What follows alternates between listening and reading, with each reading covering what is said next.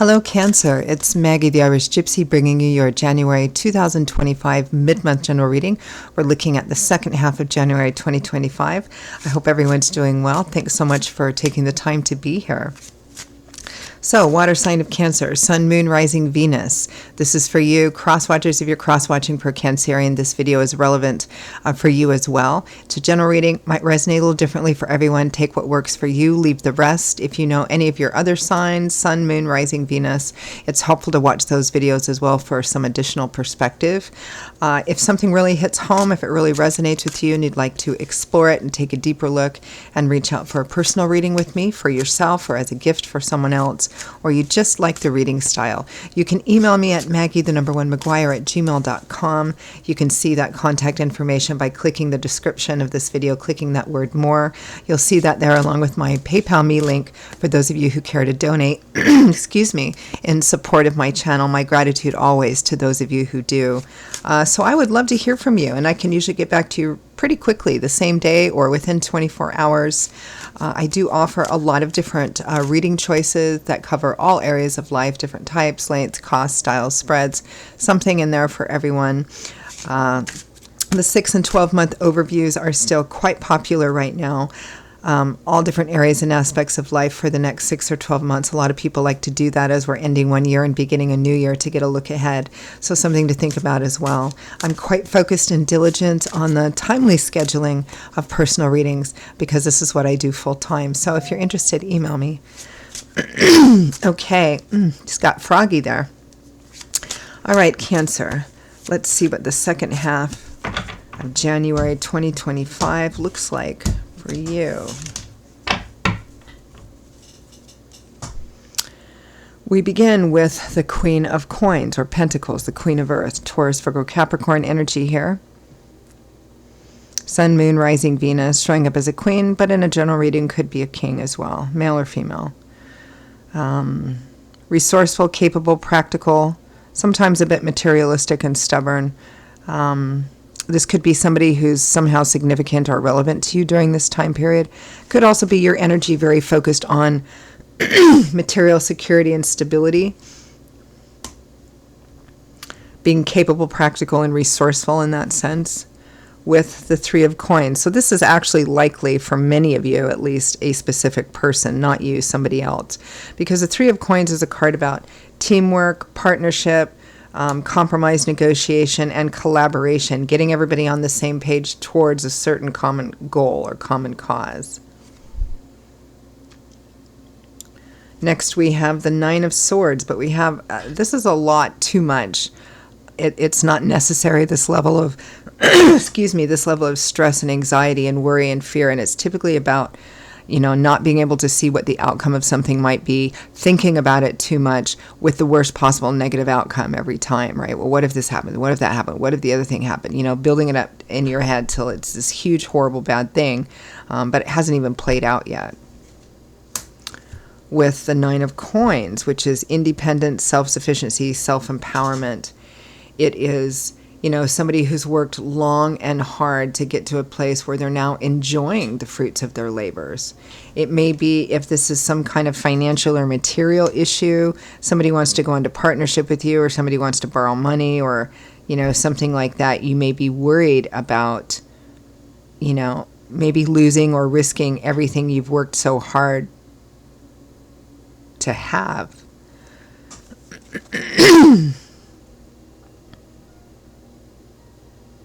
It may be that entering into a partnership of whatever is being presented here, you may be worried about giving up a certain sense of independence and free will and free agency. Next, we have the Nine of Cups, wishes granted, your heart's desire, especially in like indulgent, decadent, visceral stuff, more than enough to eat, more than enough to drink. In terms of getting what you want, this speaks more to the material side of things rather than the spiritual and emotional side like the Ten of Cups would. But it is, that sort of getting what you want in this sense with the Hermit. But is it really what you want? Is this really a good path to get it? Because the Hermit takes a step back and uses the wisdom of their life experiences, the lessons they've learned, probably painful lessons, through trial and error, but they have a wealth of experience now, and they use that to guide themselves, down perhaps a challenging path. It feels like there's a decision to be made here. And while the Nine of Cups may be what's pulling you, the Hermit asks you to reflect and ask yourself, is this really what I want? Would it be worth whatever I would have to do or give up in order to get it? Is this the best path for me? It may be too opening yourself up to and asking for perhaps some guidance and advice from somebody who's either walked this path before or whose life experience and wisdom you respect, in order to help perhaps get a different perspective.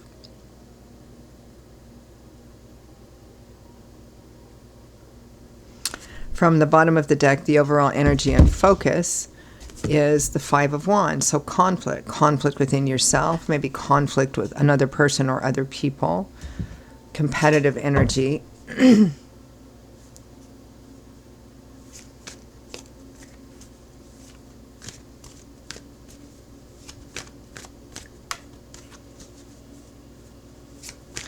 Let's take a look at that overall focus of the Five of Wands.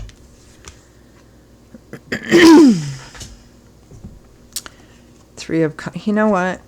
I sometimes think I pick up energies for those of you who are on the cusp of Cancer and Leo, because this is shaping up to be remarkably similar to Leo's reading. We have the Three of Pentacles, the Seven of Swords, and the Queen of Pentacles. Again, the Queen of Pentacles is the same as the Queen of Coins. I feel like with the Three of Cups, this is somebody you know, somebody, a friend in your friendship group or in your community somehow. But their motives look shady because of the Seven of Swords. It's a very self-serving, sneaky, deceitful, deceptive, exploitive card. It's primarily a card of strategy, which doesn't necessarily have to be negative. We're all self-serving, sometimes, and needing to be strategic about our own interests. But clarifying the Five of Wands and with the Three of Cups, some of you, it may be gossip, rumor mongering around this person here. It may be that if they're presenting you with one face, you may want to make sure that that is their true face, because it might not be. If they're presenting you with some kind of opportunity or offer, again, really be cautious here, because I don't think everything is what it's presented to be. If it has anything to do with financial and material stuff, well, whatever it has to do, there's this kind of feeling I'm getting that there's a false front here and all kinds of hidden motives behind that you may not know about. And again, for some of you, there's a strong energy of like talking behind backs, gossip, rumor mongering here.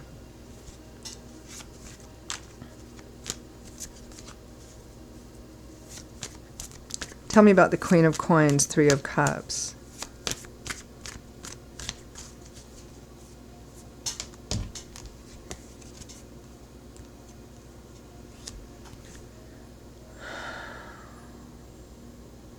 The High Priestess, the Eight of Swords.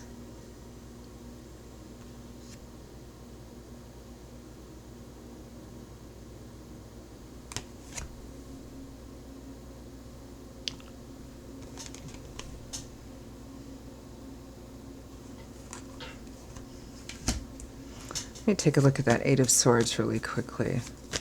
I mean, the High Priestess is really needing to take a look at, this is about really connecting with your intuitive sense, which some people call higher self, some people call gut instinct. Your gut instinct about this. Tell me about the Eight of Swords, about this person, whatever it is they're bringing, whatever it is they're offering. You feel perhaps you can't take it, or you can't move forward on it, or perhaps you shouldn't move forward on it. It feels here like your intuition may be telling you not to move forward on this because something is not as it seems. For sure, they are not in your best interest again, I just feel like this person is, I mean, if it's like they're wanting to borrow money and saying, well, I can pay it back at this time or what, they have no intention to. Interesting. I don't often get in general readings this specific an energy off of one particular person, but I'm getting that here. They're presenting a false front here. And you're worried about the potential consequences of it here. Again, whether it's gossip, rumor mongering, or just putting a false front as a friend, or whether there's some concrete things like, entering into a partnership or collaboration or money investment or money lending or something like that. 9 of Swords, 9 of Coins. Because this is being afraid of or worrying about your own interests that you've worked very hard to get, whether it's financial, material, emotional, psychological, all of those things. Yeah, the Ace of Swords and the 3 of Swords and the 4 of Wands. This is somebody you know. And this is getting a bit of insight here on them that is kind of difficult or even painful to accept. It's like, this is a person who's close to you. It might be a friend, colleague, family member even, and you're seeing the truth come to light, and it's kind of difficult. It's disappointing, painful even, to realize this, to kind of see behind the facade, because what's behind the facade is all about them, and they're, serving their own needs at the expense of yours. And it looks kind of challenging.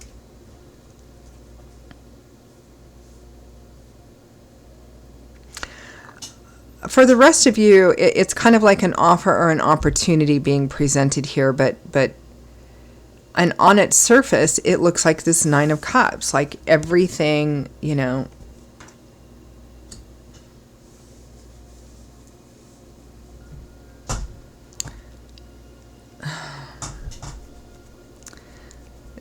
difficult. This is tricky.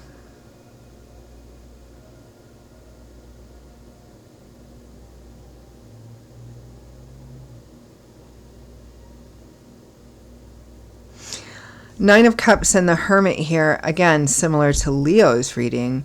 It's kind of like taking a step back and asking yourself, what do I really need to be happy here? What am I willing to give up for this situation? Do I bend to this situation? Do I give in to this situation?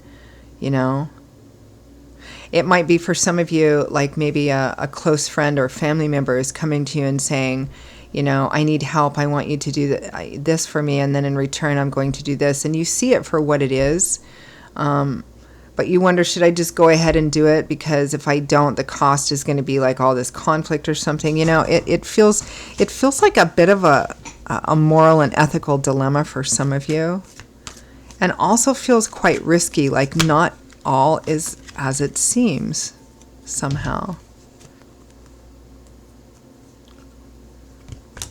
The Fool, the Devil, the 2 of Swords. Tough choices, but I do not like the combination of the Devil, the Fool, and the 9 of Cups all in the same clump of cards, because it represents obsessive, foolish, foolhardy energy in the pursuit of our passions and desires, right? Because the Devil card cautions us to take a look at what our attachments are to material possessions, addictions, people. Because, the illusion of the Devil is that you need this thing. You need to keep returning to this thing because you need it, or it makes you feel good, when in fact it keeps you stuck in a cycle of fear and doubt and insecurity. It's foolhardy here. Are you going to rush out on this path in the pursuit of, what your passions and whims and desires are telling you to? It's either you or this other person. I feel for many of you, it's about this other person. And Spirit here is really cautioning you to count the cost of it. I mean, free will, free agency, the choice is yours. But I think you really need to examine this and maybe get some feedback from 1 or 2 trusted people here. Advice, guidance, feedback from Spirit.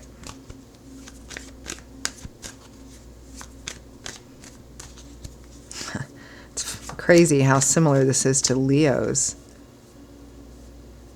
They even had that the earth sign person, only it was a king instead of a queen. So interesting.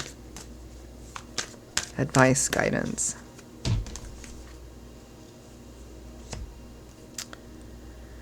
Seven of Pentacles, the World, the Nine of Cups again with the Five of Swords.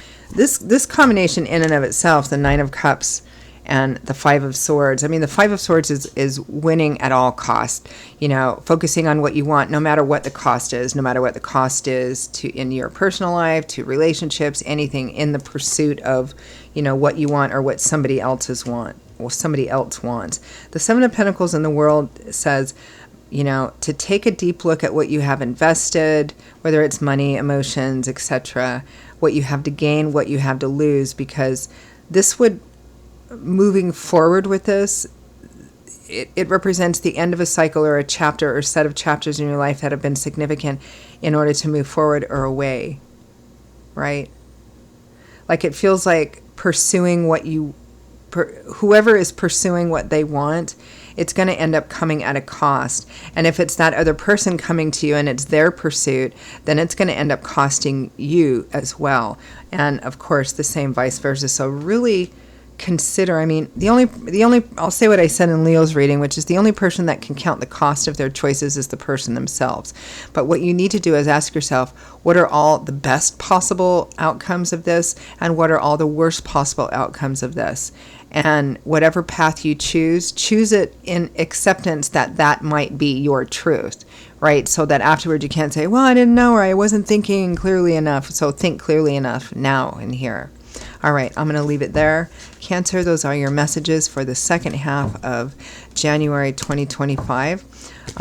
For those of you for whom they made sense and resonated, I hope it was helpful. You know, maybe gave you a little bit of foresight and planning there. Forewarned is forearmed. If it did and you'd like to take a deep dive on it, explore it a bit, and reach out for a personal reading with me for yourself or as a gift for someone else, or you simply like the reading style, email me, Maggie1McGuire@gmail.com. You can click on the description of this video, click on that word more to see that there as well.